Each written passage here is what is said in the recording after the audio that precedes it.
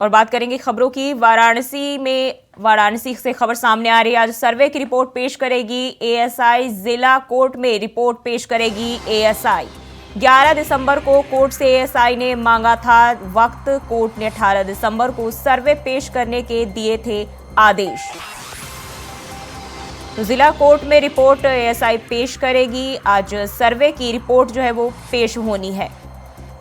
वाराणसी से हम जानकारी आपके साथ साझा कर रहे हैं। जिला कोर्ट में एएसआई रिपोर्ट पेश करेगी और 11 दिसंबर को कोर्ट से जो है एएसआई ने समय मांगा था, वक्त मांगा था, और अब 18 दिसंबर को इस रिपोर्ट को पेश करने का समय दिया गया है।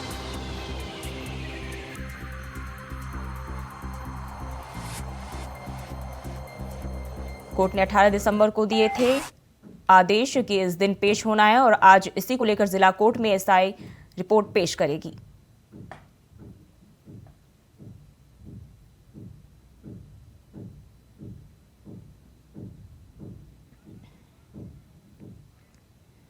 और इसी खबर पर ज्यादा जानकारी के साथ विकास चौबे एक बार फिर से जुड़ गए। विकास, कितने बजे से सुनवाई शुरू होगी?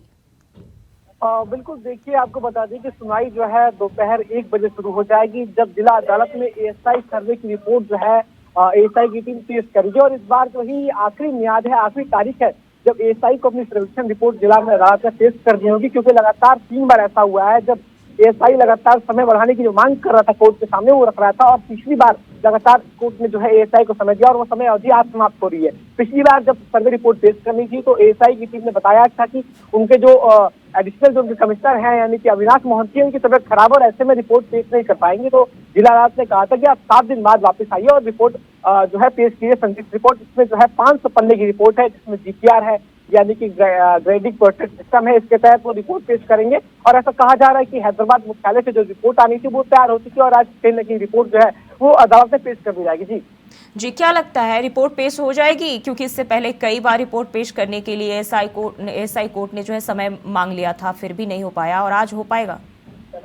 और देखिए, पूरी उम्मीद है कि आज एएसआई की सर्वे रिपोर्ट पेश हो जाए, क्योंकि जो समय मांगा गया था टीम द्वारा वो पर्याप्त था और पुरातत्व विभाग इस बात की समीक्षा भी कर रहा था, इस बात का लगातार जिक्र कर रहा था कि जो उनको समय चाहिए था वो समय उनको मिल जाए। और वो शुरू से वो समय की मांग कर रहे थे। उन्होंने कहा था कि हमको 21 दिन का समय दीजिए, लेकिन कोर्ट ने 7 दिन का समय दिया और ऐसे कर करके 7 दिन 10 दिन करके उन्होंने जो समय मांगा था वो 1 महीने से ऊपर का समय हो चुका है। और ऐसे में आज रिपोर्ट पेश करना जो है वो कहीं ना कहीं तय माना जा रहा है कि आज जो सर्वेक्षण रिपोर्ट है वो अदालत में पेश हो जाएगी, जिसमें 500 पन्ने की रिपोर्ट है, जिसमें जीपीआर सर्वे है, साथ ही साथ जो अवशेष रखे गए हैं उसकी भी एक सिल्वर लिफाफे में रिपोर्ट पेश की जाएगी। अगर आज रिपोर्ट पेश होती है तो उसकी समीक्षा की जाएगी, शिनाख्त की जाएगी और सभी चीजों की जो है एक बार फिर से गहनता से कोर्ट जांच करेगा। उसके बाद तो जो डीएम की निगरानी में जो भी सर्वेक्षण के अवशेष रखे गए हैं उनको एक बार फिर से जांचेगा और इस बात पर पहुंचा जाएगा कि आखिर में जो पूरा ढांचा है वो आखिर में किस पक्ष का है, क्योंकि लगातार तो पूरा एक सवाल घूम रहा था जिसके लिए सर्वे किया गया था, उसका जवाब भी इसी रिपोर्ट में मिल जाएगा। और ऐसी पूरी उम्मीद जताई जा रही है कि एएसआई सर्वेक्षण की रिपोर्ट आज है वो कोर्ट में पेश हो जाएगी। जी बहुत बहुत शुक्रिया तमाम जानकारी के लिए।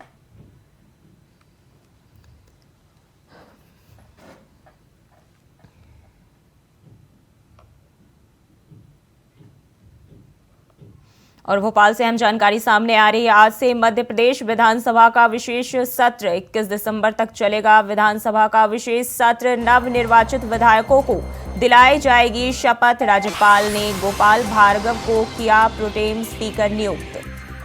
तो 21 दिसंबर तक विधानसभा का विशेष सत्र चलेगा और राज्यपाल ने गोपाल भार्गव को प्रोटेम स्पीकर के रूप में नियुक्त किया है। यहां इस दौरान नवनिर्वाचित विधायकों को भी शपथ दिलाई जाएगी।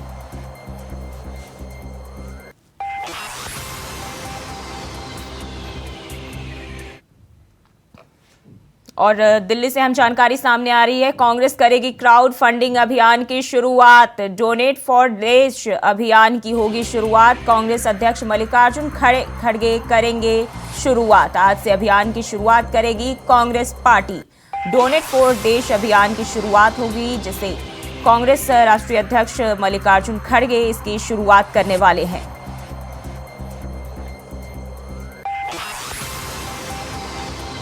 दिल्ली से हम जानकारी आपके साथ साझा कर रहे हैं।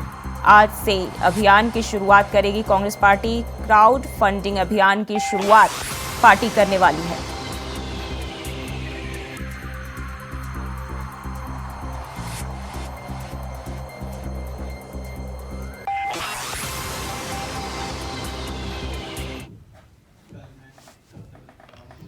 और बढ़ते हैं आगे। बलिया के बौद्ध सम्मेलन का आयोजन किया गया, जिसमें सपा के राष्ट्रीय महासचिव स्वामी प्रसाद मौर्य ने शिरकत की। इस दौरान उन्होंने कार्यक्रम को संबोधित करते हुए पीएम मोदी पर हमला बोला। उन्होंने कहा कि कुछ लोग कह रहे हैं कि मोदी जीत रहे हैं, लेकिन मैं कहता हूं मोदी नहीं जीत रहे हैं, ये ईवीएम के तिगड़म से जीत रहे हैं, क्योंकि 2022 में उत्तर प्रदेश के चुनाव में 403 विधानसभा में 309 सीटों पर बैलेट पेपर के वोटिंग में समाजवादी पार्टी आगे थी। बैलेट पेपर वोटिंग में बीजेपी मात्र 94 सीटों पर आगे थी। ईवीएम मशीन में कहीं ना कहीं कोई खेल है।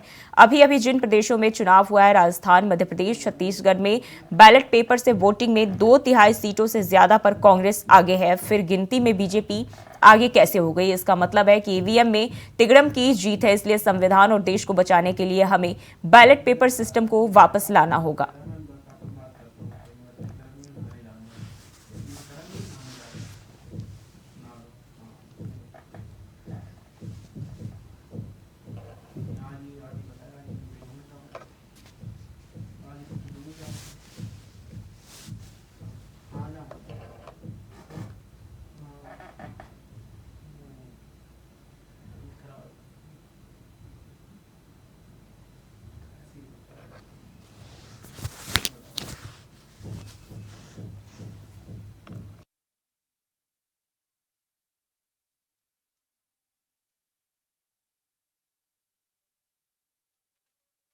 तो बलिया से खबर आपके साथ साझा करें। ईवीएम पर स्वामी प्रसाद मौर्य ने सवाल उठाया है। उन्होंने प्रधानमंत्री नरेंद्र मोदी को लेकर कहा है कि मोदी जी जीत नहीं रहे हैं, ईवीएम का तिगड़म का खेल है ये।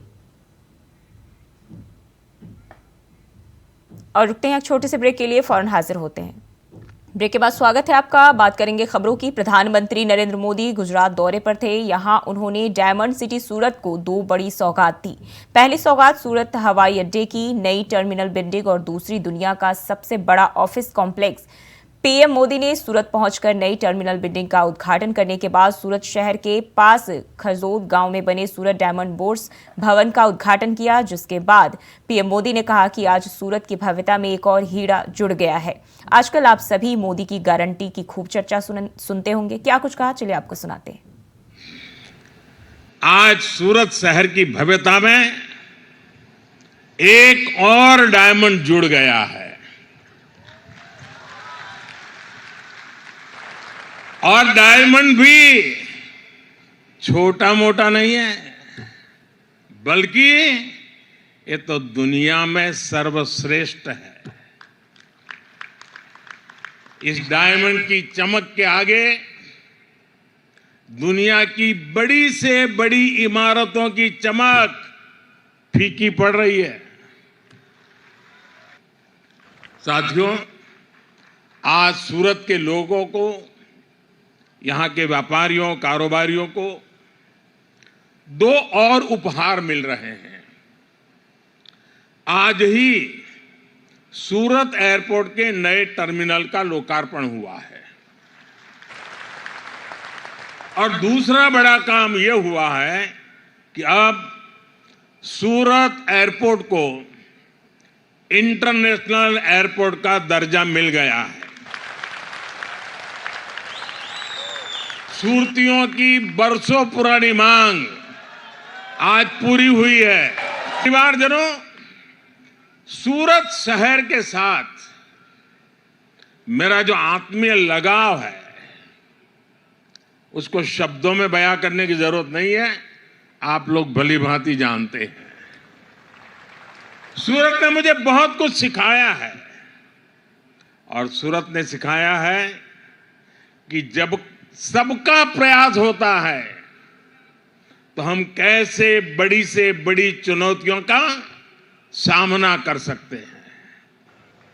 सूरत की मिट्टी में ही कुछ बात है जो इसे सबसे अलग बनाती है, और सूरतियों का सामर्थ्य, उसका मुकाबला मिलना मुश्किल होता है। कि सूरत संकट से तो उभरेगा ही, नए सामर्थ्य के साथ दुनिया में अपना स्थान भी बनाएगा। और आज देखिए, आज ये शहर दुनिया के सबसे तेजी से आगे बढ़ते टॉप 10 शहरों में है। साथियों, आजकल आप सभी मोदी की गारंटी की चर्चा खूब सुनते होंगे। हाल के दिनों में जो चुनाव नतीजे आए, उसके बाद ये चर्चा और बढ़ गई है। लेकिन सूरत के लोग तो मोदी की गारंटी को बहुत पहले से जानते हैं। यहां के परिश्रमी लोगों ने मोदी की गारंटी को सच्चाई में बदलते देखा है। सूरत ने गुजरात को, देश को बहुत कुछ दिया है, लेकिन सूरत में इससे भी कहीं अधिक सामर्थ्य है। मेरे हिसाब से तो शुरुआत है, हमें और आगे बढ़ना है। आप सभी जानते हैं कि बीते 10 वर्षों में भारत 10वें नंबर की आर्थिक ताकत से ऊपर उठकर दुनिया में 5वें नंबर की आर्थिक शक्ति के रूप में उभरा है। और अब मोदी ने देश को गारंटी दी है कि अपनी तीसरी पारी में भारत दुनिया की टॉप 3 इकोनॉमी में जरूर शामिल होगा। और खबरों में बढ़ते हैं आगे। पीएसी स्थापना दिवस 2023 के अवसर पर समारोह का आयोजन किया गया, जिसमें उत्तर प्रदेश के मुख्यमंत्री योगी आदित्यनाथ ने संसद हमले का एक किस्सा बताया। आइए सुनते हैं सीएम योगी ने क्या कुछ कहा। उत्तर प्रदेश पीएसी का अपना एक गौरवशाली इतिहास है।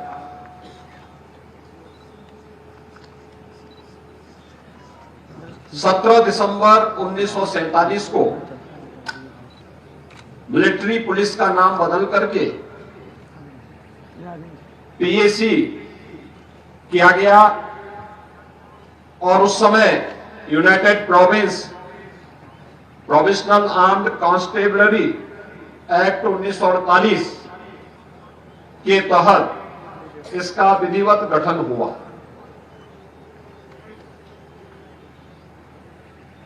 वर्तमान में उत्तर प्रदेश पीएसी के लगभग 40,000 कार्मिक उत्तर प्रदेश के अंदर अपने कर्तव्यों का पूरी निष्ठा और पूरी तत्परता से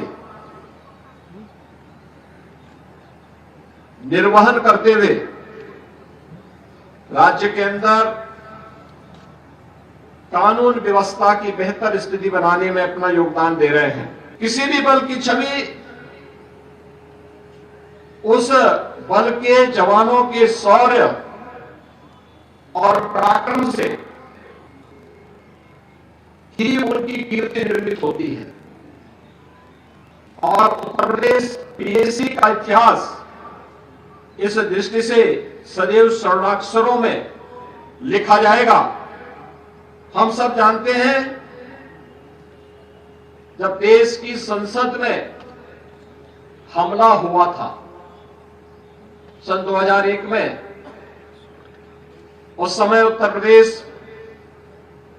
पीएसी के जवानों के पराक्रम के कारण उस हमले को निष्फल करने में सफलता प्राप्त हुई थी। पीएसी बल का अत्याधुनिक अस्त्र शस्त्रों, एसएलआर एवं इंसास राइफल तथा दंगा निरोधी उपकरणों यथा multi shell launcher, anti riot gun व टीयर गैस गन से सुसज्जित भी प्रदेश के अंदर किया गया। दंगा निरोधक उपकरणों और बाढ़ राहत कंपनियों के लिए भी आवश्यक उपकरण खरीदे गए।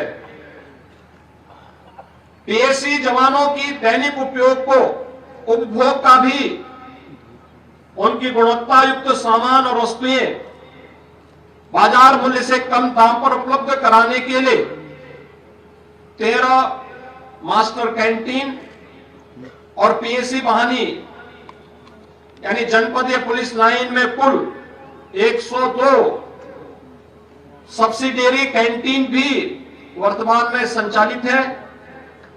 पुलिस कल्याण योजना के अंतर्गत जवानों के बच्चों को न्यूनतम शिक्षण शुल्क पर उत्तम शिक्षा प्रदान करने के उद्देश्य से 31 पुलिस मॉडर्न स्कूल स्थापित हैं और मुझे बताते हुए प्रसन्नता है कि हाई स्कूल और इंटरमीडिएट की इनकी परीक्षा परिणाम 90% से अधिक देखने को प्राप्त हुए हैं। प्रदेश में महिलाओं को भी बल में स्थान प्राप्त हो। प्रदेश ने पीएसी की 3 महिला बटालियन लखनऊ, गोरखपुर और बदायूं में